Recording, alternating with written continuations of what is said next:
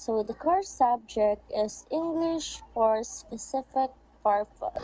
Number one, in what areas did English begin to be widely used in the early 20th century, marking the origins of English for specific purposes, or ESP?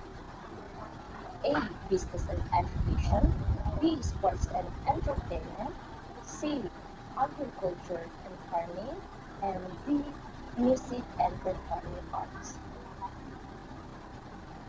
The correct answer is letter A. Business and education. So English spread early in these fields, which led to the development of ESP, or English for specific purpose. Now let's look at why the other choices are wrong. So B, sports and entertainment. So this is not part of ESP's early focus. C, agriculture and farming.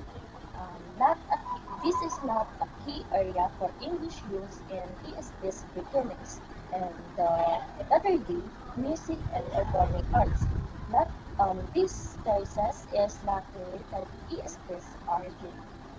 For the number two, what is one absolute characteristic of ESP according to students in year 1988? A. It avoids technical language. B. It uses only grammatical-based instruction. C. It focuses on language appropriate to specific fields. D. It is the same as general English. So the correct answer is letter C. It focuses on language appropriate to the specific fields. So ESP teaches language that matches a specific profession or subject areas. So now let's look at why the other choices are wrong. So the first choices is A. It avoids technical language. So ESP often includes technical terms. So B, it uses only grammatical-based instruction since ESP focuses on practical use. D, it is the same as general English or general English. So ESP serves different goals. For the number 3, according to Hutchinson and Robbins in 1987, which of the following is not a reason for the loss of English and of ESP, or English for specific purpose? A. Demands of a brave new world. B. Revolution in linguistics. C. Decline in language learning. And D. Developing focus on the learner. So the correct answer is letter C. Decline in language learning. So ESP grew due to change, not a decrease in learning. So now let's look at why the other choices are wrong. So we have the letter A. So A demands of a brave new world. So global change pushed the need for the English for specific purpose. So B, revolution in linguistics, since teaching shifted in focus, and B, developing focus on the learner, since learner needs become important. For example, what is one characteristic of ESP course? A, they avoid using real-life materials. B, they focus on classic literature. C, they use authentic materials. And D, they prioritize memorizing grammar rules. So the correct answer is letter C. They use authentic materials since in English for specific purpose, they use real-world content from the learner's skills. So now let's look at why the other choices are wrong. So for the first one, letter A, they avoid using real-life materials since ESP depends on real content. And B, they focus on classic literature since ESP focuses on the practical content. And D, they prioritize memorizing grammar rules since in ESP, grammar is not an. So for the number 5, what does Carter in year 1987 say is important in an A. Group competitions. B. Rote memorization. C. Self-direction. And D. Strict grammar rules. So the correct answer is letter C, self-direction. Since in ESP, learners are expected to take charge of their learning and English for specific purpose. So now let's look at why the other choices are wrong. So we have the letter A. So letter A, group competitions. So this is not part of ESP's focus. B, rote memorization. So ESP encourages understanding, not memorizing. And the letter D, strict grammar rules. So in ESP is more task-based than grammar-based. So number 6, which of the following is a variable characteristics of ESP? A, it always includes writing. B, it can focus on specific skills like reading. C, it only uses preset textbook. And D, it follows one universal method.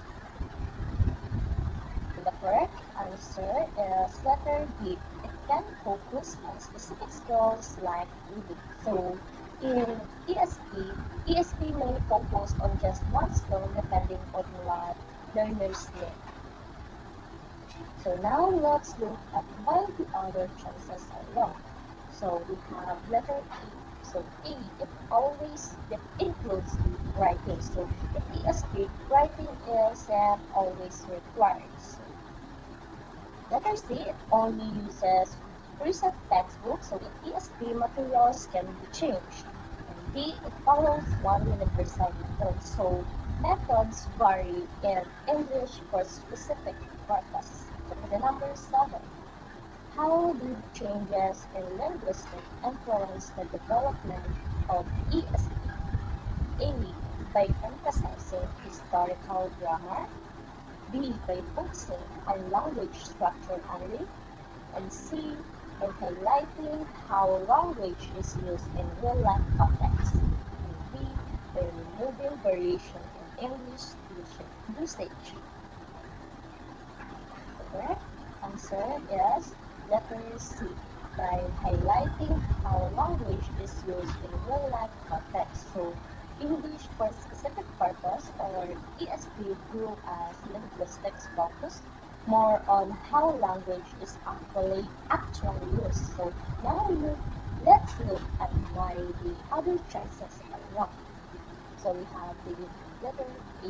So in A, it says that by emphasizing historical grammar. So this approach is very outdated. Then B, by focusing on language structure only. So in English for specific purpose, they look beyond structures. Then B, by removing variation in English usage. So in English for specific purpose, it allows variations. So for the number 8, according to Stevens in year 1977, what is the main reason students learn English in ESP, or in English for specific purpose? A, for tourism and travel. B, for fun and hobbies. C, for academic study or professional work. D, for understanding novels and stories. So the correct answer is letter C, for academic study or professional work. So in English for specific purpose, they design for those who need English for school or for work.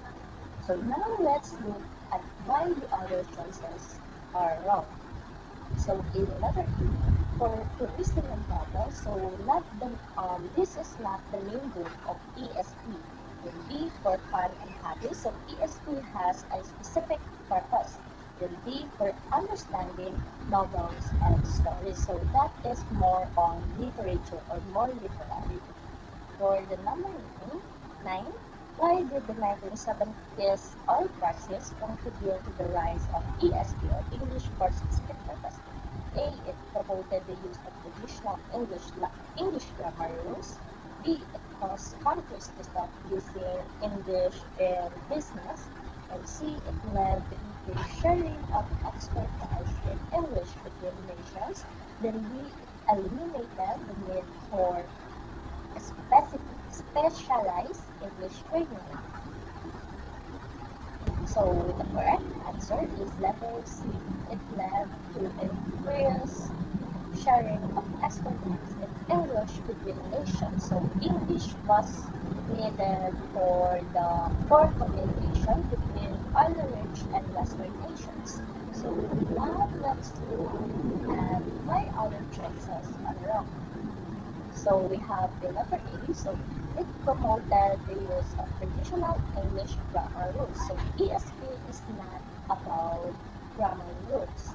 So B, it caused countries to stop using English in business. So English English use increased.